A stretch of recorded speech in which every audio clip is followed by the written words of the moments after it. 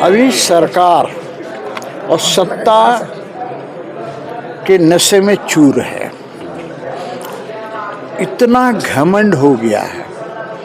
लेकिन मैं कहता हूँ वक्त बदलते देर नहीं लगती कि हमारी पुलिसकर्मी, बहादुर पुलिसकर्मियों को सरकार ने एक ऐसा बना दिया है, जैसे कहते हैं ना कि आदमी सर्वशक्तिमान है, लेकिन जब उसके पास शस्त्र न हो तो कुछ नहीं कर सकता। माननीय मंत्री महोदय जी, वो कुछ भी कर सकते हैं। क्या कर दिया सर?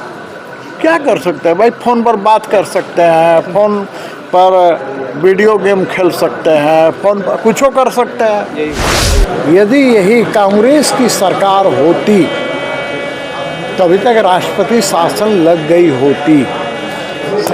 सबसे पहली बात तो ये है, ये बात सही है कि लाइन ऑर्डर ख़राब है झारखंड में, और सिर्फ झारखंड नहीं, बंगाल में भी ख़राब है। लेकिन आपको यह जानकर बड़ी खुशी होगी, और जानते भी होंगे, कि देश के आदरणीय प्रधानमंत्री नरेंद्र मोदी जी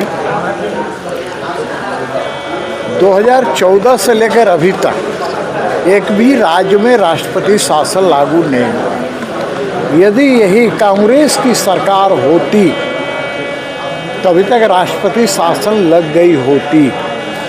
हम लोग तो उस दिन को याद रखते हैं कि कितनी बार राष्ट्रपति शासन लगाने का काम कांग्रेसी सरकारों ने किया है, 356 के आधार पर, 355 के आधार पर। तो मैं ये कहूँगा कि भारतीय जनता पार्टी की सरकार है और राज्यों को स्वतंत्रता है, लेकिन राज्य सरकार को यह सोचना चाहिए कि कानून व्यवस्था कैसे हम ठीक रखें, ऐसे अपराधियों में डर का भय पैदा हो, पुलिस के वर्दी का भय पैदा हो।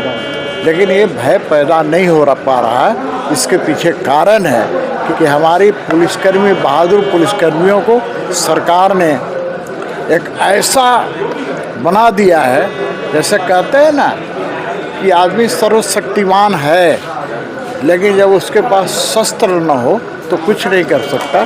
यानी सरकार के इशारे पर पुलिस नाचने के लिए भी है सर। लेकिन पुलिस पर तो दो आरोप लगे, जो विधायकों ने माननीय ने आरोप भी लगाए, जो बगोदर वाला मामला हुआ या जरमुंडी का जो विधायक थे, उन्होंने तो स्पष्ट सही कहा। देखिए, मैं फिर कह रहा हूँ ना, ये बगोदर का जो मामला था, चूँकि विधायक के रूप में उस समय विनोद सिंह जी थे, और जिसके यहाँ ये आर्म्स फैक्ट्री पकड़ाई थी वो भी उसी वामपंथी विचारधारा का व्यक्ति था, कार्यकर्ता था। इसीलिए सरकार ने उसको रफा दफा करने का काम किया।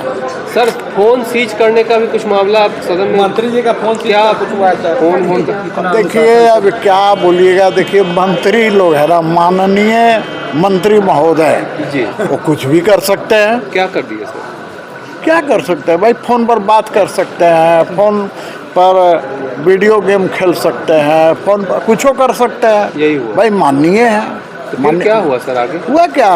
माननीय स्पीकर साहब ने बड़ा दबी जुबान से ही कहा, लेकिन कहा तो आज मैं बड़े खुश हूँ कि माननीय स्पीकर साहब ने आज अपना जो एक स्पीकर का रुतबा होता है, दबे स्वर में ही लेकिन दिखाने का काम किया। क्या बोले सर? क्या बोले?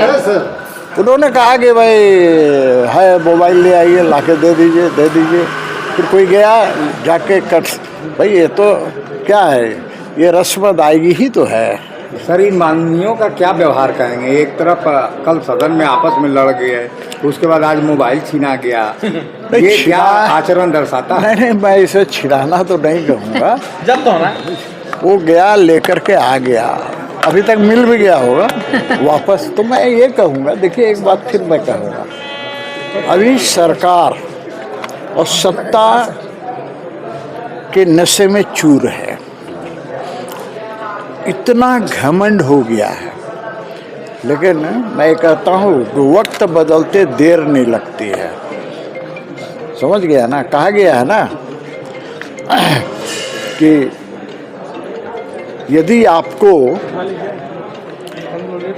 जीवन संवारना है तो उसके लिए वक्त बहुत मिलता है, लेकिन फिर वक्त जो है ना वो हमेशा नहीं मिलता है। तो सरकारें बदलती रहती है, चलती रहती है, लेकिन मैं इतना ही कहूँगा, इतना अभिमान ठीक नहीं। रावण का भी बहुत बड़ा अभियान था, तो उसको चूर होते हुए तो देर नहीं लगा। को लेकर से बता दीजिए, बंदी है रांची में, पूरा आगजनी हो रहा है, रोड जाम है। देखिए, अभी मैं तो जा रहा हूँ, एक आप ही लोग के बिरादरी के एक कार्यक्रम में मुझे 2:30 बजे पहुँचना है। तो बाबूलाल मरांडी जी गए थे, लेकिन वो नहीं पहुँच सके वहाँ तक, वो वापस लौट गए। लेकिन चूंकि मैंने वचन दिया है, तो मैं भी प्रयास करता हूँ वहाँ तक पहुँचने का।